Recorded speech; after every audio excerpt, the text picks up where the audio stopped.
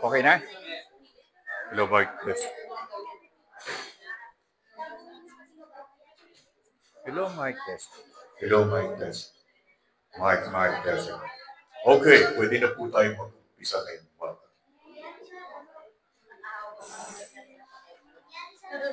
Mapawingin ko na po ngayon. Kanina wala akong mic.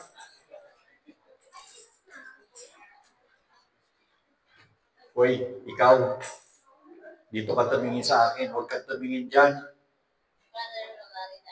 Ikaw, huwag ka tumingin, dito ka sa akin tumingin. Kasi, kung huwag ka dyan tumingin, tumayo na ikaw, alam mo na yun. Oh, tatawa pa. Dari. Tayo po'y manalangin. Maraming salamat, Panginoon, sa muli sa umagang ito, patuloy sa pagkaluban mo ng mga aral sa pagkaday ng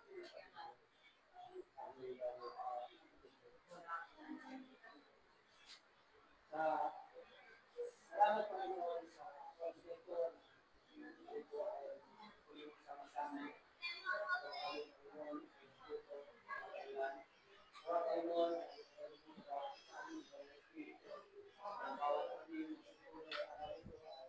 ilagay sa aming mga puso sa ayong aming tuman sa pamuhay, aming din pinagtulog sa Panginoon sa Lumbara Espiritu na sa aming mga narito Panginoon. Maraming salamat. Patuloy mo ng pagbigay ng Panginoon upang aming sa puso at patutunan mo ang tulong ng Panginoon. Salamat. Pinupuri ka namin. Salamat. In Jesus' name we pray. Amen. Okay. Meron ba tayong extra na ganyan? Wala kasi ako eh. Yung hindi pa ginagamit.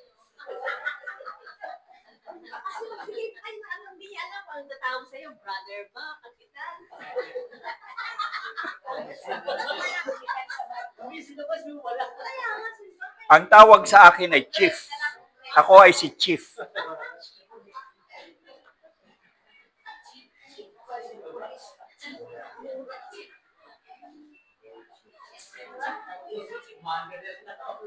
Sa susunod po, ang tawag nyo na sa akin, hindi na chief, commander na. Malapit-lapit na maging commander. Malapit na, huwag kang mag-alala, magko-commander na ako. Sa Navy kasi ngayon, chief ako. Pag ako sinwerte, di magiging commander na ako. Okay, ang ating discussion for this morning, meron kasi akong nakita na I think this is very, very important for us to be discussed sa page 2. Page 2. Katuparan sa bagong tipan. Maganda to. Kasi ito sikreto to nila eh. Pero nakuha ko yung sikreto nila eh.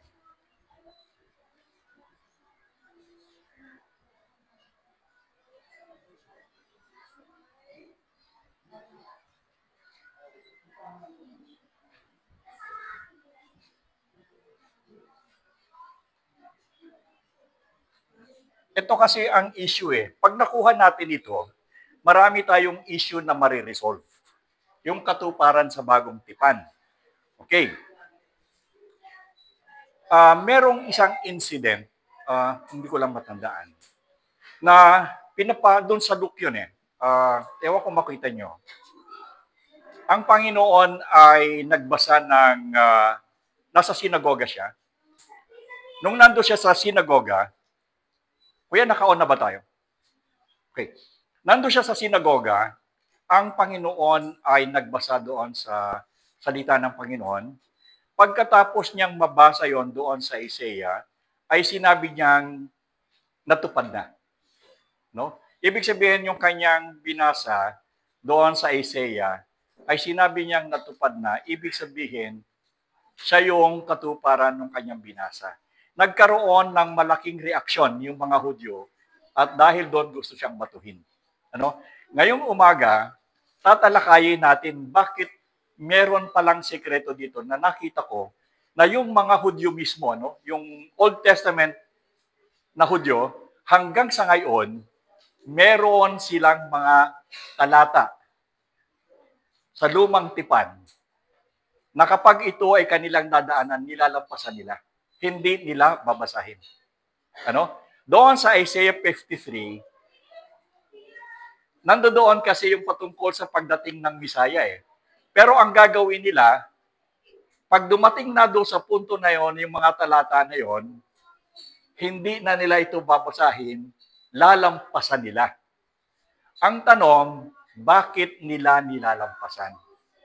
Nilalampasan nila. Hanggang ngayon, sa pag-aaral ng Tanak yung tawag doon sa pag-aaral nila, o yung sa Torah, ang Isaiah, hindi yan Torah. Tanak sa Tanak, ibig sabihin ito yung mga parang Biblia ng mga audio. Pagdating dito sa Isaiah 53 na ito, lalampasan nila yan, hindi nila babasahin. Now, tingnan natin kung ano yung hindi binabasa na yan. Di ba, ibinigay ko sa iyo kanina kung ano yung hindi binabasa na yan. Pwedeng tumayo ka at basahin sa atin para kunwari may declamation ka. Yan. Yan. Sige. Kunwari ikaw yung aming speaker ngayon.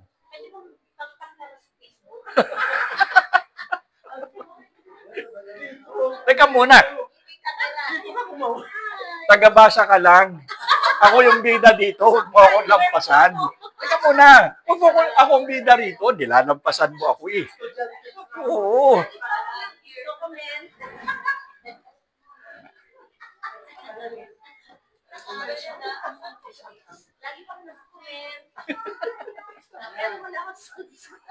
Sige, Bira, tingnan natin kung ano nakasulat yan.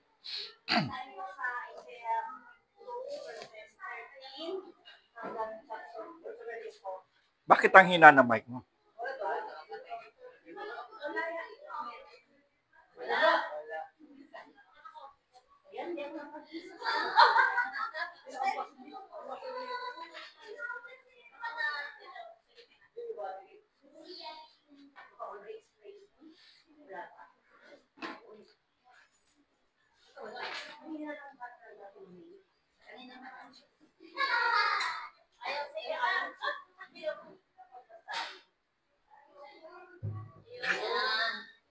Patay naman pala eh.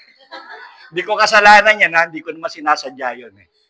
Ayon po sa Isaiah 52, verses 13 hanggang chapter 53, verses 12. Sabi po sa 52 verse 13, narito ang lingkod ko ay gagawang may karunungan, siya'y napupugi at malalagay na mataas at magiging napakataas. Kung paano marami ang nanghilain dahil sa iyo, ay mapapakatuwa ka kay kalinumang lalaki at mga higit na sumatuwa kay sa mga anak ng tao. King James Version. Verse 18, gayon sila'y magsisilisik ng maraming bansa, ang mga hari ay magpipiko ng kanilang mga anak dahil sa kanya, sapagkat hindi magsasiksik sa kanila ang kanilang nakikita at di nila naririnig ang kanilang nauunawa. Sa chapter 53, verse 1, kapag siya ay tumubo,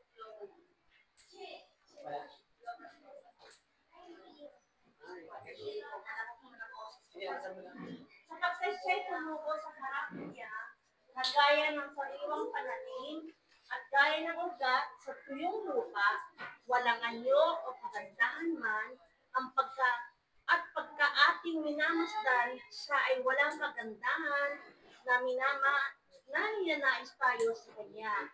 Verse 3, siya'y hinama at itinakwil ng mga tao, taong sa kapanglawan at bihasa sa karamdaman, at gaya ng isang na pinagpublihan ng kanilang mukha ng mga tao na siya'y hinamak at hindi man lang hinangaan siya. Verse 4, tunay ang kanyang dinala ng mga karamdaman at dinala ng ating mga kapanglawan. Gayon may ating pinalalagay na siya ay hinampas, sinaktan ng Diyos at nilanghati. Verse 5, nang siya'y nasugatan dahil sa ating mga pagsasalangsang, siya'y nabugbog dahil sa mga kasamaan. Ang parusa ng tungkol sa ating kapayapaan ay nasa Kanya at sa pamamagitan ng Kanyang mga latay ay nagsigaling tayo. Verse 6, Pakinggan niyo mabuti yan, ha. Ito ay hindi binabasa ng mga audio. Bagamat ito'y kasama doon sa Isaiah 53, pag dumating sila sa Isaiah 53 na ito, hindi nila ito babasahin. Hanggang ngayon, hindi nila yan binabasa. Anong meron dyan? Tuloy natin. Tingnan ninyo kung anong meron dyan. sa verse 6 po, tayong lahat ay gaya ng mga tupan ay naligaw. Tayo ay tumungo bawat isa sa kanyang sariling daan at ipinasan sa kanya ng Panginoon ang kasamaan natin lahat. Ipinasan sa kanya ng Panginoon ang kasamaan nating lahat. Hindi nila ito binabasa kasi mukhang may particular na mini-mention dito. Sige. Verse 7, siya'y napighati, gayon man, ang siya'y kinalanghati ay hindi nagbuka ng kanyang bibig, gaya ng kordero na dinadala sa patayan at gaya ng tupang nasa harap na mga manggugupit, sa kaminay ay pipi, gayon may hindi niya isinuka ang kanyang bibig. Verse 8, sa pamamagitan ng kapighatian at kahatulan ay dinala siya at tungkol sa kanyang lahi. Sino sa kanila ang bumubulita na siya'y nahiwalay sa lupain ng buhay dahil sa pagsalangsang ng ating bayan ay nasaktan siya. Verse 9, at ginawa niya ang kanilang libingan na kasama ang mga masama at kasama ang isang lalaking mayaman sa kanyang kamatayan. Bagaman, hindi siya gumawa ng pagdadahas o walang ng anumang karahayan sa kanyang bibig. Verse 10, ngayon may, hinalugdan ng Panginoon na siya'y mabugbog. Inilagay niya siya sa pagdaramdam pagkat iyong gagawin ang kanyang kaluluwa na pinakamahandog dahil sa kasalanan. Makikita niya ang kanilang lahi, pahabain niya ang kanyang mga kaarawan, at ang pagkalubot ng Panginoon ay lalago sa kanyang kamay. 11, siya'y makikita ng pagkaramdam ng kanilang kaluluwa at nasisiyahan. Sa pamamagitan ng kanilang kaalaman, ay aaring ganap ang aking matuwid na lingkod, ang marami at dadaling niya ang kanyang mga kasamaan. At verse 12, kaya't hahatian siya ng bahagi na kasama ng dakila, ang kanyang hahatiin ang sasamsam na kasama ng malakas, sapagkat kanyang idinulot ang kanyang kaluluwa at kamatayan, at ibinilang na kasama ng mga mananalagsang. Gayon may, dinala niya ang kasamaan ng marami at namagitan sa mga mananalagsang. Okay. At ako ang unang pagsulong sa Okay. Yung verses na yan, hanggang ngayon, kapag ang mga Hudyo ay nagbabasa ng Isaiah 53 or lalaktawan nila yan. Hindi nila yan babasahin. Hanggang ngayon, ginagawa lang. The question is, why? Bakit ayaw nilang basahin ang Isaiah 53? Sa palagay ninyo? Bakit nilalaktawan nila ang Isaiah 53? Sagot. Huwag ka na haba ng binasa mo. Iba naman. Anong dahilan?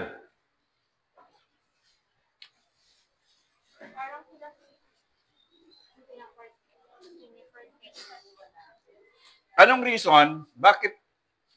Kasi nakita ko to nag-research ako. Tinitingnan ko kung, ang wino-workout ko kasi, marami kasi ang nagsasabi na, merong isang grupo na nagsasabi, ito yung mga restorationists. Ang sabi ng restorationist kasi ay, ang God the Father daw, God the Son, and God the Holy Spirit, ay meron daw laman. Physical daw sila. Parang tao na katulad natin, yun ang isa sa mga version. Meron namang version ng mga restorationists na sinasabi na si Jesus Christ, tao lamang. Ano?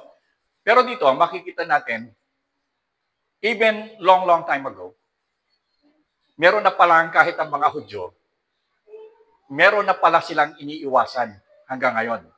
At ang iniiwasan nila dyan, yung sinasabi dyan sa Isaiah 53. The question is, bakit sa palagay ninyo iniiwasan? Binasa kanina eh. Anong sabi doon kanina doon sa binabasa? Anong ginawa doon sa lingkod?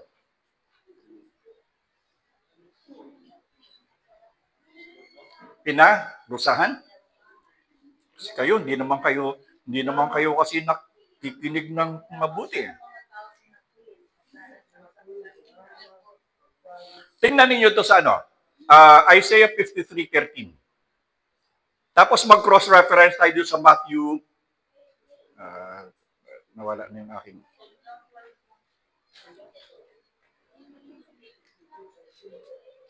Mag-cross-reference tayo doon sa Matthew 28:18.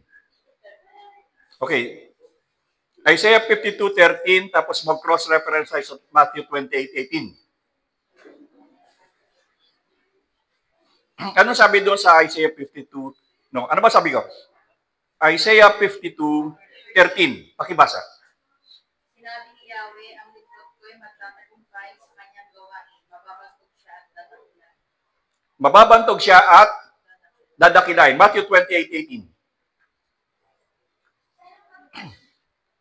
Tingnan natin kung sino yung cross-reference. Lumapit si Jesus at sinabi sa kanila, ibinigay na sa akin ang lahat ng mamamayarihan sa langit at sa lupa. Okay, so yung Isaiah 52:13, ang sabi doon, ang aking alipin ay magiging marangal, taas noo at dakila. Pagdating doon sa Matthew 28:18, ang sabi, binigay na sa akin ang lahat ng kapangyarihan ng langit at lupa. Okay? So, pag tinitingnan natin dito kung bakit nila iniiwasan itong Isaiah 13 to 50, yung 52 na to, tsaka yung Isaiah 13, nagko-cross-reference ito sa New Testament. Okay, Isaiah 53:2.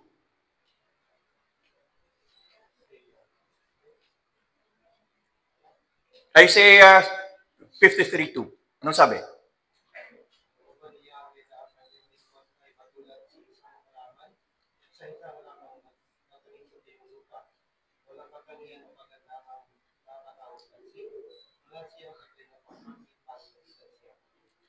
Walang ganda ni anyo upang siya ay ating pagmasdan. Tama ba itong version? Oh. Pero pag pumunta kayo doon sa John 1:46.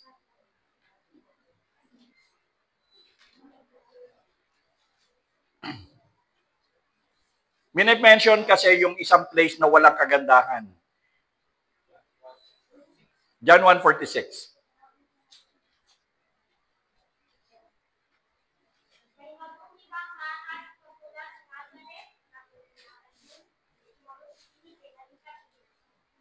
Okay. Mula ba sa Nazareth ay may mabuting bagay na maaaring magmula? Cross-reference, Isaiah 53:2, walang ganda ni anyo upang siya ay ating pagmasdan. Hanap pa tayo ng iba. 53:3. Yung isa dito, Old Testament, yung isa New Testament, para maganda.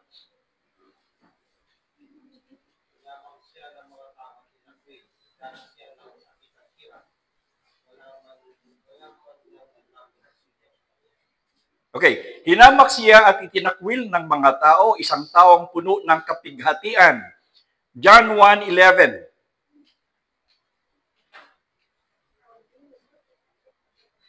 John 1:11. Naparito siya sa kanyang bayan, ngunit hindi siya tinanggap ng kanyang mga kababayan. Okay, naparito siya sa sariling kanyang, ngunit hindi siya tinanggap ng sarili niyang bayan. 53, hinamak siya at itinakwil ng mga tao, isang taong puno ng kapighatian. 53:4. Remember, itong mga binabasa kong ito, hindi ito binabasa ng mga Hudyo. Bakit? 53:4. Ang totoo, inis niya ang mga sakit at mga kalungkutan dapat sana'y tayo ang lumanas. Ang akala natin ay pinarusahan siya ng Diyos dahil sa kanyang mga kasalanan. Okay, paiksin ko na lang, tunay na ang kanyang pinusan ang ating karamdaman. Ano? Matthew 8:17. Matthew 8:17.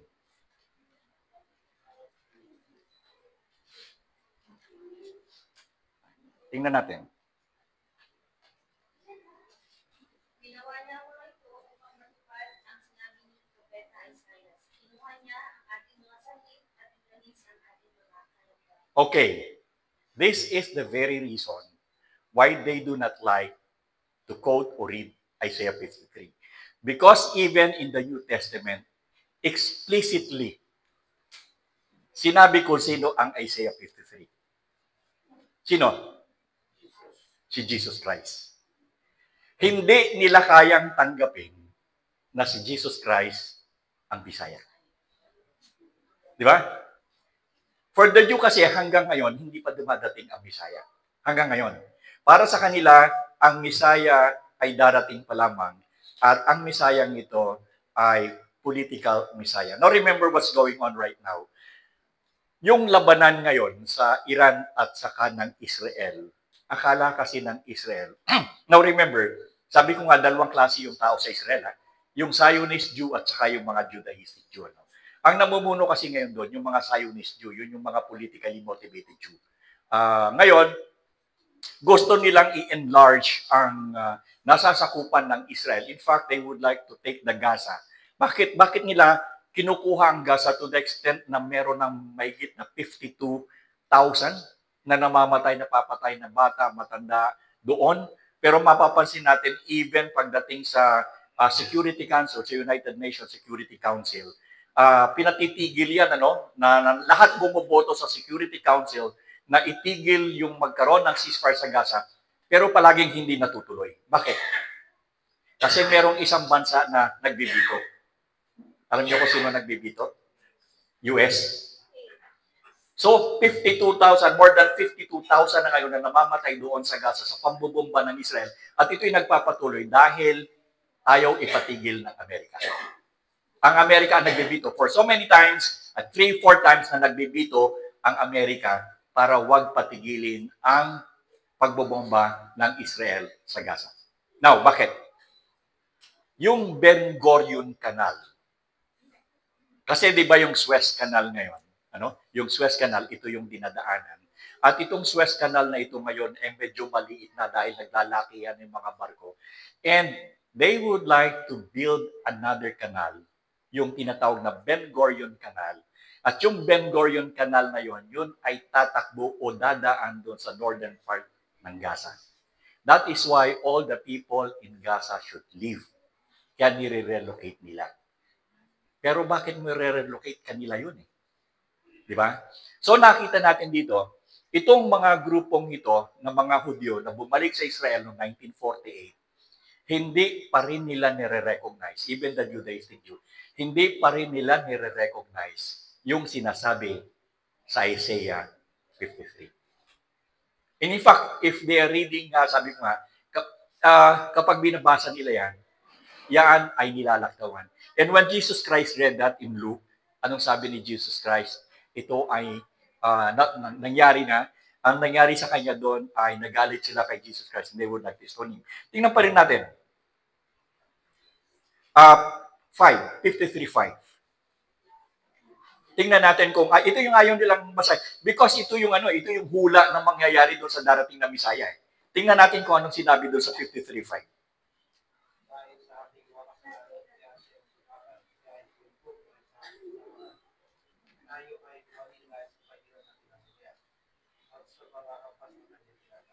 Okay, dito sa version ko.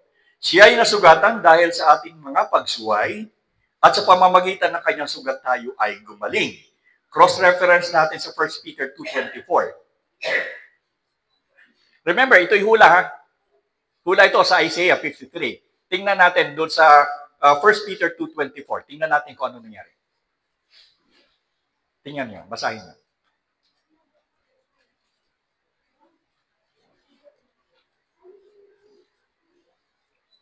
Uy, ang tagal. Pagkamatay sa krus, inasal niya ang bigat ng ating mga kasalanan upang tayo'y mamatay sa kasalanan at mamuhay ayon sa kalooban ng Diyos. Kaya pinagaling na sa pamamagitan ng Pareho ba? Pareho. Now remember, yung Isaiah 53:5 is a prophecy. Hula ito. So nagkaroon ng katuparan yung Isaiah 53 sa Bagong Tipan. Sinabi ni Pedro. Now, ano ang ipinapakita nito sa atin? Tunay ba ang bansang Israel? Existing ba ang bansang Israel? So kung existing ang bansang Israel at ang bansang Israel doon sa kanilang tanak, ay may prophecy na merong darating na kung saan ay maghihirap para sa tao. Para sa katubusan ng tao. Kasi spiritual ang pinag-uusapan dito di ba? Hindi physical ang pinag-uusapan dito Hindi nila kayang tanggapin ito. Kasi ang Misaya para sa kanila, hindi spiritual. Ang Misaya para sa kanila ay physical. Ito yung, kaya nga during the time ng Roman Empire, maraming dumating na mga Misaya, pero false Misaya sila because ang ini-expect nila, they would like to fight yung kasi they were under the Roman Empire. At ang sabi, yung Messiah that will come will destroy the Roman Empire. No? Pero naglabasan, napakarami nag-claim to be the Messiah, pero hindi nila tinalo yung Roman Empire. So yun ang ini-expect nila. But in reality, in Isaiah 53, ang sabi doon, hindi naman physical yung Messiah na darating. Spiritual. So, ibig sabihin,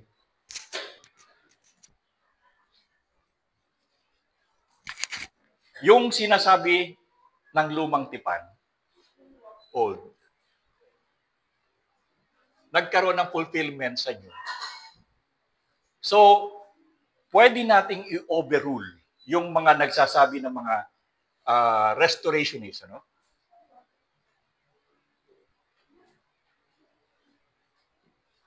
na si Jesus Christ is just an ordinary person. Di ba? Lalo na yung isang grupo na nagsasabing nakikipag-away pa na talagang tao lamang yan. Ano? Spread sa kanya na lang kaganda. Physical po talaga. Wala siyang pagkita. Ikaw talaga, mahilig ka sa celebrity. Kasi padatingin mo sa akin Hindi. Kasi yon, dinidescribe lang yon parang yung grandeur ng Messiah na darating. May grandeur siya, di ba? Magaling siya, everything. And yet, ang pinaka binibigyan ng diin doon is the suffering Messiah. Isaiah 53 is the suffering Messiah. Ito yung Messiah na darating na kung saan siya ay magdurusa para sa kasalanan ng tao.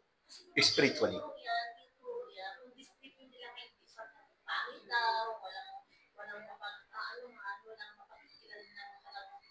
Misaya kasi nga sa pagkakalarawan at sa mga movies di ba ang lalaki Depende sa perception ng gagawa ng pelikula, depende sa perception ng magdo-drawing. Kapag pag galit ka doon sa Misaya, pangit ang drawing mo. pero hindi siya physical talaga at spiritual Hindi, dumating siya, di ba? Dumating naman siya physically. Pero ang purpose niya is not to overthrow physical aspect. But he came as a suffering Messiah because ang suffering niya, ang kanyang ililigtas, hindi yung tao sa laman, kundi ang kanyang ililigtas ay yung tao sa kaluluwa. That is the difference. That is why those people, they do not like to accept it kasi meron bang Messiah tapos ang ililigtas kaluluwa. Di ba? So, hindi nila matanggap yon dahil ang kanilang expectation that the Messiah will come to liberate physically. That is why ito yung ginagawa ng mga Zionists ngayon. Di ba? Pinapatay nila because ang tingin nila kasi sa mga Palestinian is subhuman. Alam niyo yun? Ang tingin ng mga Hudyo, they were being trained that the Palestinians subhuman yan. Simula pa ng pagkabata nila na ang mga Palestinians ay subhuman. Just the same nung Second World War, inilagay sa isipan ng mga Hapon na ang mga Chinese ay pig. That's why when they kill them, nothing. Nung pinapatay nila yung mga Palestinians sa Gaza, nothing. Why? Because they were considered to be subhuman. So, ang kanilang perception pa rin ngayon ay ang Israel at ang Third Temple ay itatayo nila. Pero, totoong mangyayari yon, but yung pagdating ng Messiah, na dumating na, hindi pa rin nila tinatanggap yon. But in reality, yung Messiah na spiritual Messiah, yung suffering Messiah, dumating na yan as projected in Isaiah 53. But the suffering Messiah umakyat sa heaven, and then the suffering Messiah will come back again as a conquering Messiah. So, dalawang mukha ang Bisaya. Kasi sa kanila, isa lang eh. But for the Christians, we believe that there are two faces ang Messiah. The suffering Messiah na dumating, na crucify doon sa Golgotha, but the Messiah will come back again in His glorified body form. Ito na yung glorified body form niya. And He will come as a conquering Messiah.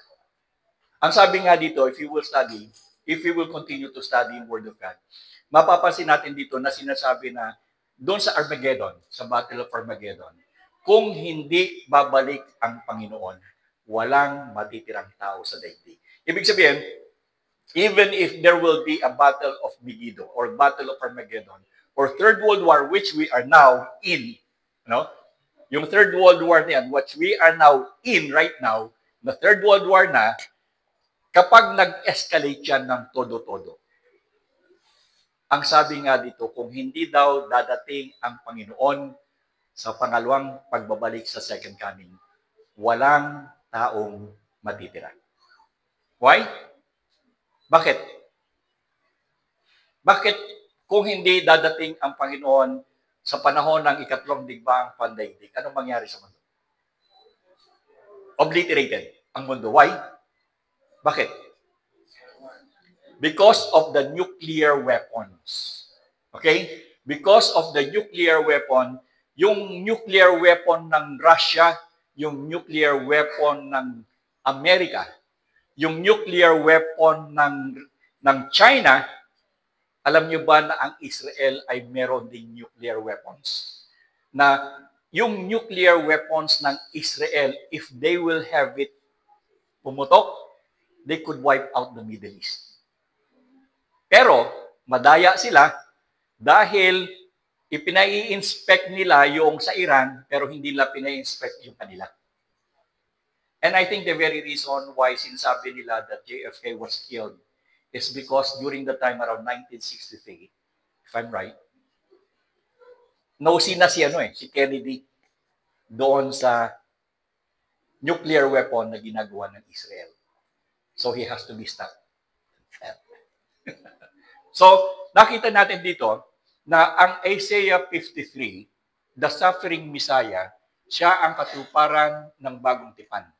Now, like what I'm saying, dahilan sa siya yung katuparan ng Isaiah 53, no doubt, walang duda na yung ating pananampalataya sa Mesiyas na ito ay tama.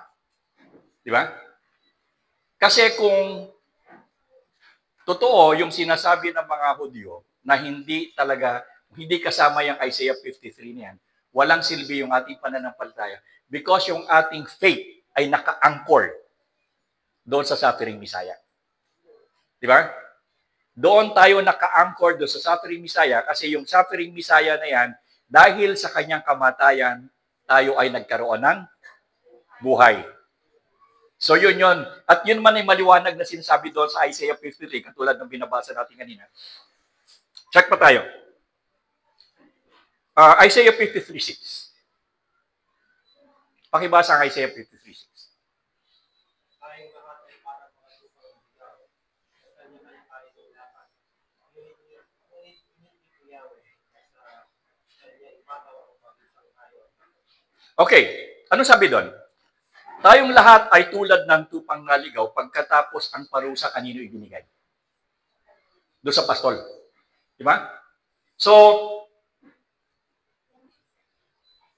magandang umaga po. Welcome po kayo sa aming pag-aaral. Okay. John 10:11. So, tingnan natin ang cross-reference sa Bagong Tipan. John 10:11.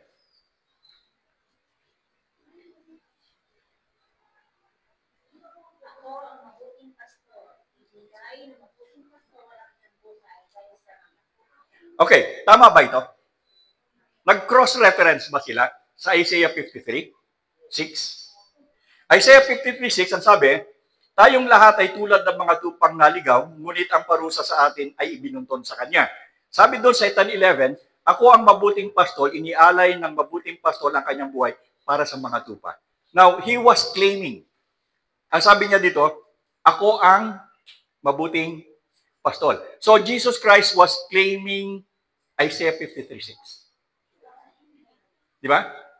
So, mahirap nang tanggapin nila because kapag tinanggap nila ng mga Jew ang Isaiah 53:6, they have to accept Jesus Christ. In which they cannot. Hindi na pwedeng gawin. Di ba?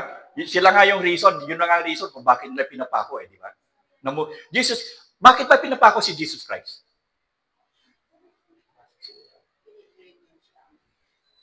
Hindi si Jesus Christ was not crucified on the cross dahil para tubusin tayo sa kasalanan natin. Hindi alam ng mga Hudyo, hindi yun alam ng mga Romano.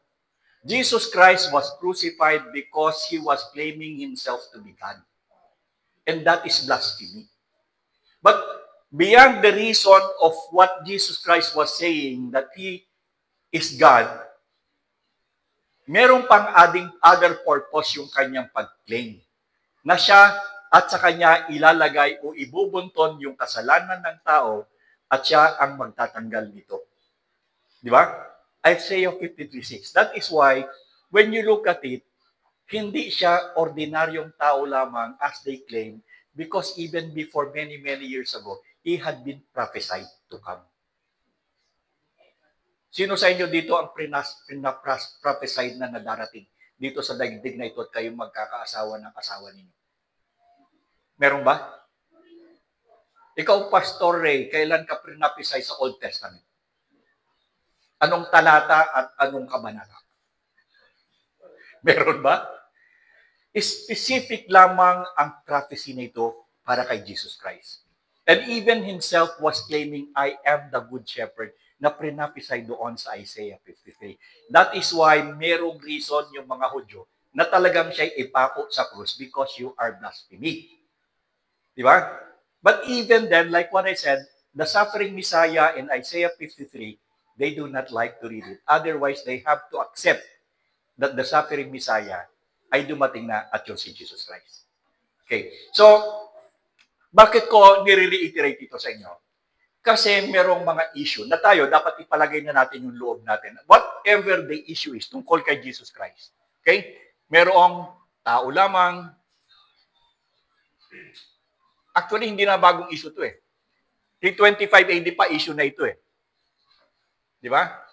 Doon sa Council of Nicaea. Kaya nga nabuo yung Nicene Creed that I believe in God, Father Almighty. Kasi si Arius at saka si Athanasius naglaban sila. Si Athanasius ay naniniwala siya na merong ka-Diyos at si Kristo. Si Arius naman wala. He's just a physical being. So naglaban yan. So yung issue ng tao lamang si Jesus Christ, long time ago na yan. Lumang tugtugin na yan. So if there is a group here in the Philippines claiming that Jesus Christ is tao lamang, bilasan na yung inong issue nyo yan. Kasi 325 AD diniscuss na yan. And kaya nga nagkaroon ng Nicene Creed. Okay, meron pang isang issue yan na sinasabi nila na si Jesus Christ daw ay even yung Godhead. Actually, tatandaan nyo, walang Trinity Walang Trinity. That is why if people will ask you, pakita mo nga sa akin sa Bible kung merong Trinity. Wala naman.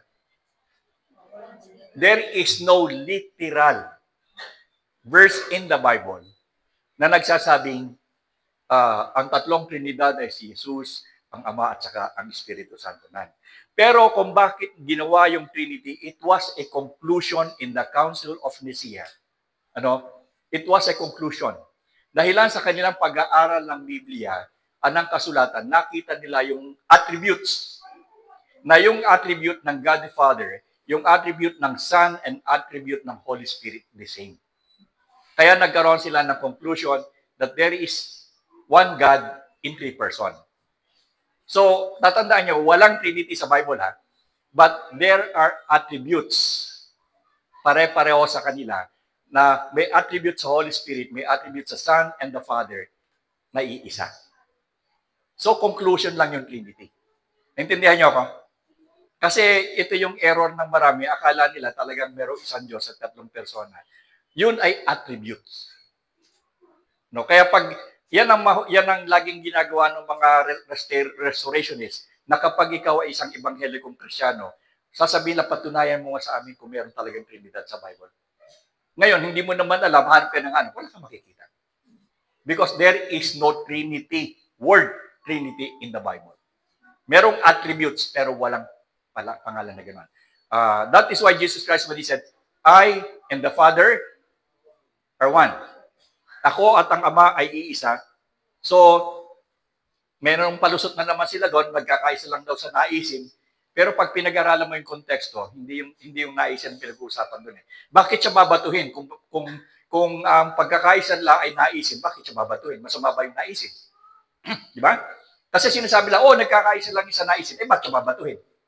Masama bang ang ama at ang anak ay magkaroon ng parehong naisin? Ang dahilan doon, babatuhin siya. So, ibig sabihin, hindi naisin yung reason kung bakit siya babatuhin. But the reason why Jesus Christ will be stoned is because He's putting Himself to be equal with the Father. So, nakita nyo? So,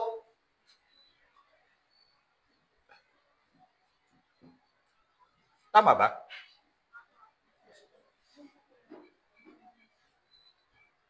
Ito yung tinatawag na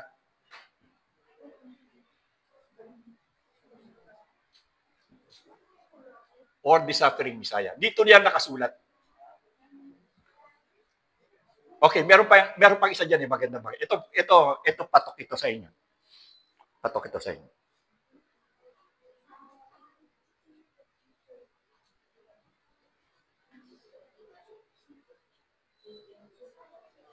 Doon sa Isaiah 53:10. Tapos i-cross-reference nyo doon sa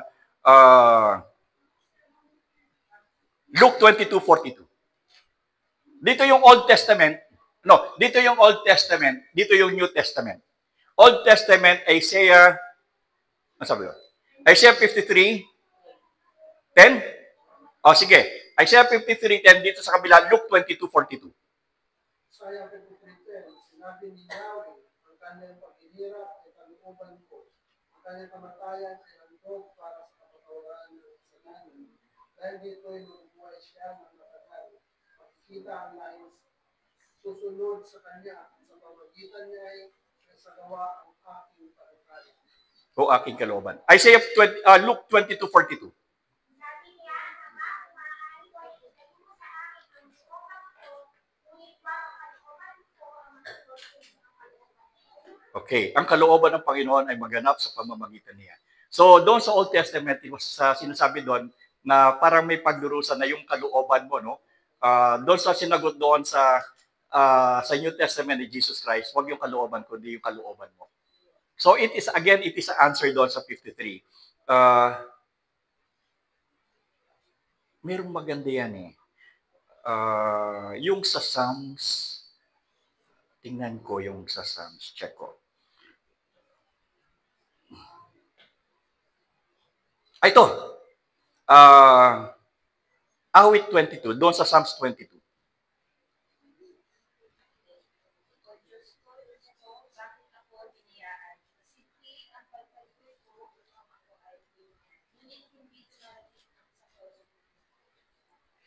Okay.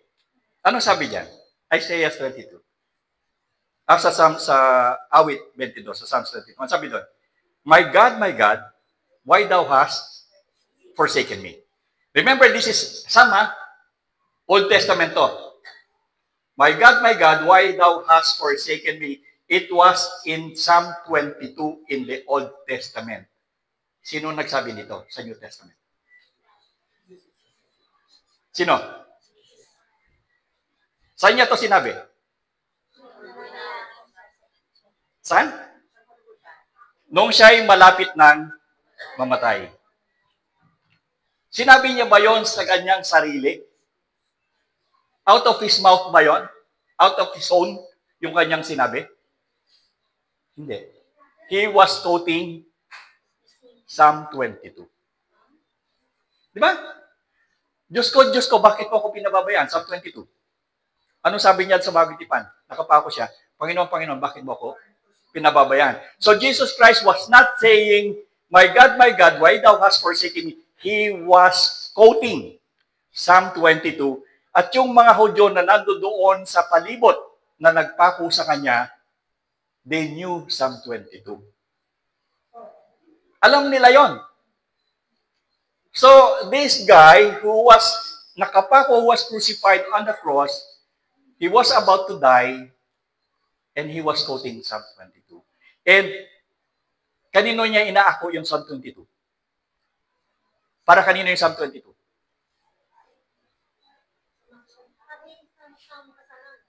Para sa kanyang sarili. Di ba? Panginoon, Panginoon, bakit mo ako pinababayaan? But in reality, that was a quotation in the Old Testament. Nakuha niyo? Hindi niya sarili na basta sinabi yon. He was quoting an Old Testament doon sa Psalms of David. Actually, pag binasa niyo yung Psalm 22, yan ay parang lamentations ni David. Nagpakiramdam niya, pinabayaan siya ng Panginoon. But at the last dyan, pag nakita niyo, na-restore si David doon sa Psalm 22. But the same word of David was claimed by Jesus Christ. Dahil nung si David, remember, sinasabi ni David, Panginoon, Panginoon, ba't mo ako pinababayaan? And then Jesus Christ was saying, Panginoon, Panginoon, ba't mo ako pinababayaan? It was a cross-reference. So, naintindihan nyo, kaya nga yung iba na hindi nakakaintindi nung sinasabi ng Panginoon, Panginoon, bakit mo ako pinababayaan? Ang sabi na, meron bang Diyos na pinabayaan ng Diyos? Di ba? Yun ang kanilang argument eh. Bakit si Jesus, kung talagang Diyos yan, bakit siya tumatawag doon sa Ama at sabi niya, pinababayaan siya? They have no idea that Jesus Christ was saying this not out of his own volitions or not out of his mind, but he was quoting what David had said in Psalm 22. So, paano siya naging tao doon? In fact, he was quoting the fulfillment, the same thing. Kaya nga sabi niya, yung katuparan ng lumang tipan sa bagong tipan. Di ba? Nalaman niyo ba ngayon yon na yung palang, my God, why thou hast forsaken me, yung pala si David pala nagsabi nun. Okay? So, kaya hindi natin po pwedeng basta paniwalaan yung mga restorationists kung ano man ang sinasabi nila, because if you read sa yung Isaiah 53, it will always go down kay Jesus Christ. Yung mga nangyari sa kanya, almost yun ang fulfillment sa bagong tipan. And like what I said until now, the Jewish people do not like to accept that Jesus Christ is the Messiah. Hindi po ba niya pinapost yung basket yung ano mo? Kasi nga yung katubos ng mga kapulitan na pinapost niya yung ano niya, yung tao na makasalanan kasi nga tutunin tutubusin mo nga niya ang tao sa kasalanan. Pero yung lukan na yun, ano yung makasalanan sa Jesus doon ba? Sagutin nga na kabilang panig, makasalanan daw si Jesus Christ. Yung kasi yung kasalanan sa libutan, siya na yung oo naman ako. Kasi yung kaya yung portion na yun, kaya mo sabi, bakit mo pinabaya? Kasi kung hindi siya papabayaan ng Diyos, paano tayo matutulog sa kasalanan? Anong sagot sa kabilang panig? Sagot, kabilang panig. Talo. Sagot. Okay. So, katulad din sinabi doon sa 53, di ba? Sinabi din sa unang talata yun na ang sabi niya, siya nga yung pastol na magbibigay ng buhay para sa mga tupa. Sinabi rin na yung kasalanan ay ibibigay sa taong ito. Ngayon, sa New Testament, inako niya yung kasalanan. So, ibig sabihin, like what ang pinupunto natin dito, ay si Jesus Christ ay siya ang fulfillment ng Isaiah 53 na hanggang sa ngayon ay hindi pa rin tinatanggap ng mga Hudyo. Magpasalamat tayo dahil hindi tayo Hudyo. Di ba? Jewish tayo by the virtue of Jesus Christ at saka yung pananahan ng Espiritu Santo sa atin, we become a spiritual Jew in an essence. Pero physically, hindi tayo Hudyo kasi mga pango ang ilong natin. No, kasi yung mga Hudyo matatangkad, tapos matatangos ang ilong noon, mga Mediterranean Caucasoid yung mga yan. Di ba? Tsaka matatalino yung mga yon. Tsaka matatalino yung mga yon. Yeah? Okay, Zechariah 12:10, kuya. Binigay ko sa iyo kanina to. Mourning for the one they pierced. Then, and I will pour out on the house of David and the inhabitants of Jerusalem a spirit of grace and supplication. They will look on me, the one they have pierced, and they will mourn for him as one mourns for a child. grieve bitterly for him as one grieves for a firstborn. Okay, anong ginawa sa kanya? Ay, dito sa sa Zechariah 12:10, anong ginawa sa kanya? He was, fierce, tinarakan, tinusok. Sino ang tinusok sa bagong tipan? Di ba si Jesus Christ? Nung tinusok siya dito, anong nangyari sa kanya? Lumabas ang tubig at dugo. Bakit? Bakit lumabas yung tubig at dugo? Tinarakan kasi kaya nga lumabas kasi tinarakan. Kung hindi tinarakan, hindi lalabas ang dugo. Ano ba kayo hindi nga talaga kayo Hudyo kasi Hudyo matatalino kasi nakabitin ka So ano nangyari sa pag nakabitin ka? Anak, ano mangyari?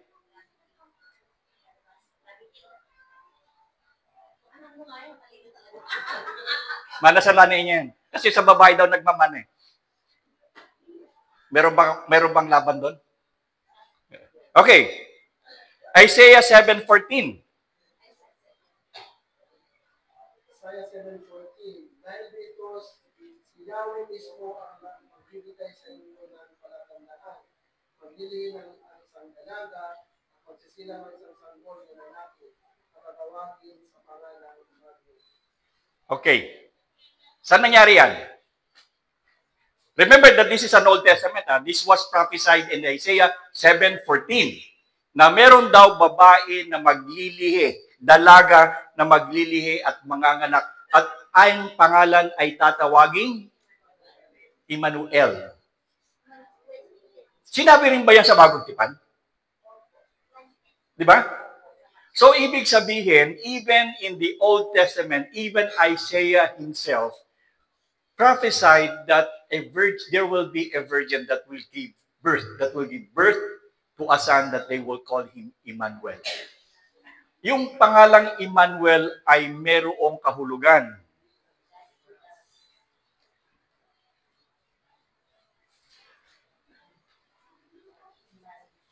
Magkahiwalayan. Emmanuel. Emmanuel means God is with us. Kasama natin ang Diyos. Kaya huwag kayong magpangalan doon sa anak ninyo ng Emmanuel. Si Emmanuel. Kasama ng Diyos. Kasi ang ibig sabihin ng Emmanuel ay kasama ang Diyos. Emmanuel. Okay. So, again and again, ang reason kung bakit kasi kasama dito sa pag-aaralan nito niya, di ba nakalagay dyan yung sa katuparan sa Bagong Tipan. Binigyan ko lang in fact, I will be sana mababaw lang, but nung nakita ko to, mas maganda na maintindihan natin that the Christ that we are worshiping, that the Christ we are serving is not just an ordinary person or not ordinary story. Hindi siya pangkaraniwang istorya lamang. Hindi siya ganun lamang. Ang ating pinag-aaralan, ang ating sinasampalatayanan, ang ating sinasambang si Hesus Kristo ay way back pa in the Old Testament. And he had been prophesied by Isaiah, but until now, those people na dapat tumanggap sa kanya, ayaw siyang tanggapin. Pasalamat tayo kay Apostle Paul. Diba? Because Apostle Paul became an apostle to the Gentile like us, and because of his hardship. Nagbunga yung paghihirap ni Apostol Pablo sa pangangaral tungkol doon sa weeping Messiah of Isaiah 53 na karating sa atin ngayon.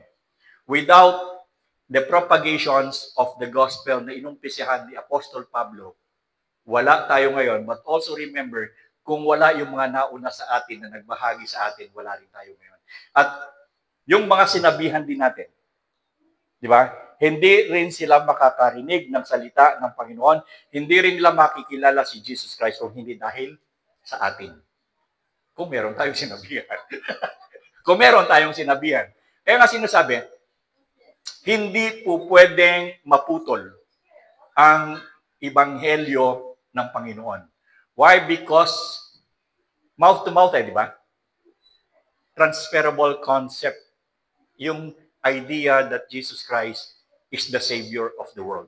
Palipat-lipat Kaya nga from the time ng Matthew 28:18 to 20, hanggang ngayon buhay pa. Why? Bakit buhay pa yung sinabi ng Matthew 28:18 to 20? Anong sabi doon? I will be with you till the end of time.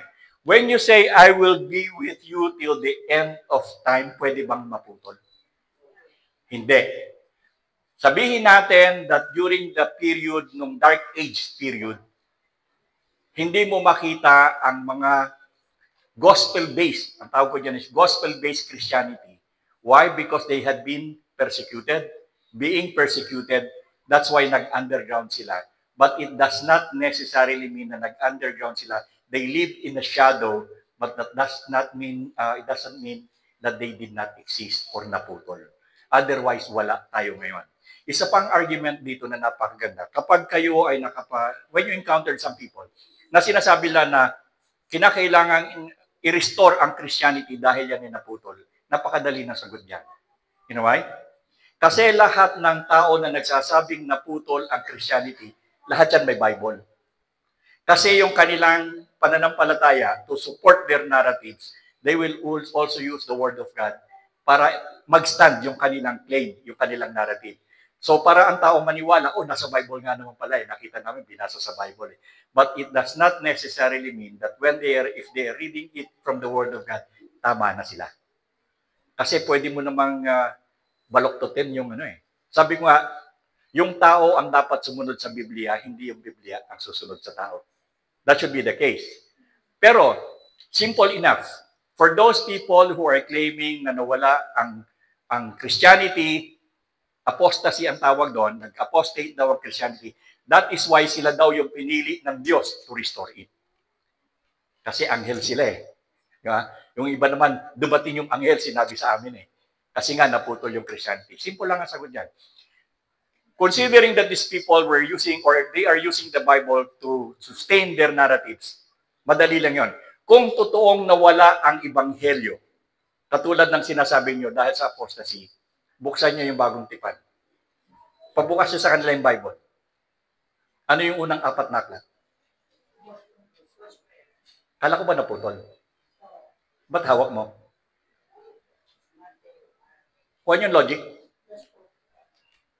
Kung talagang naputol yan and you need to restore it, why do you have it in your hand? So, hindi naputol kasi basahin mo. Pwede mo nga basahin So, how could you claim that it was lost? Ito yung sinasabing nawala na hindi naman nawala. So, ganon ang katindi ang pananampalataya natin. That our faith is not simple. Hindi ganon kadali. Because kahit anong gawin mong arguments na nawala ito, hindi po pwede kasi Isaiah 53 hanggang ngayon. Ayaw nga nilang basahin But for us, sabi ko nga, we are very, very fortunate because sa total population sa Pilipinas, ilan lang tayo dito.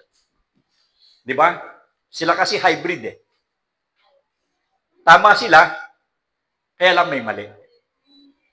Tayo, tama tayo, walang mali. Why? Because we are worshiping Jesus Christ doon sa basis ng gospel. So, ang purpose ko dito is for you to have it in your mind. Tama yung pananampalataya natin.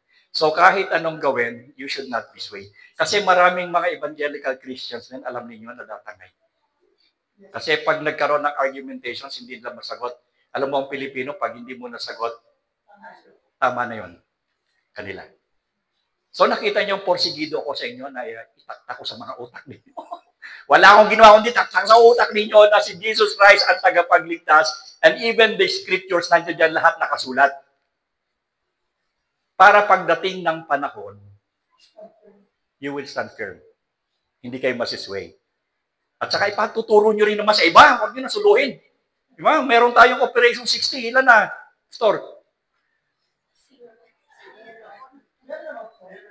Ilan na? O nung bago naman magbautismuhan, ilan ng bautismuhan? O, konti na lang, di ba?